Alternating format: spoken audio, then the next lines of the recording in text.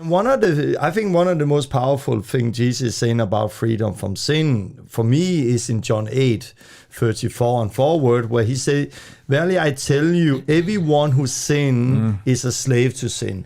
So if you live in a state of sinning, you are a slave to sin. Mm-hmm. Now a slave have no permanent place in the family, but the son belong in the house. If the son set you free, and we're still talking about slave to sin, set you free from being a slave to sin, you are free indeed.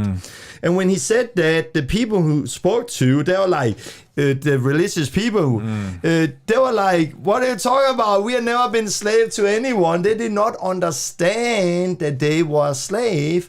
And that is the same today. When people say, hey, you can be free from sin, what do you mean? And I would say for my freedom, when I repented and got a new heart and put my faith in Christ in 95, I experienced some freedom. Mm-hmm. And I really experienced some freedom. Yeah. And that some freedom was beautiful.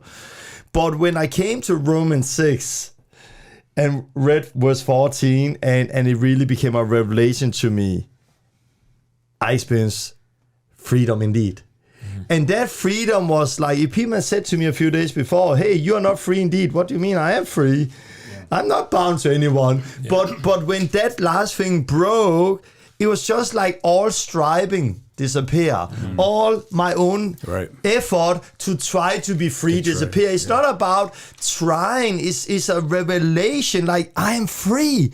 Yeah. I don't need to go back and do what I've been striving with. Like, I'm free to choose not to do it. Yeah.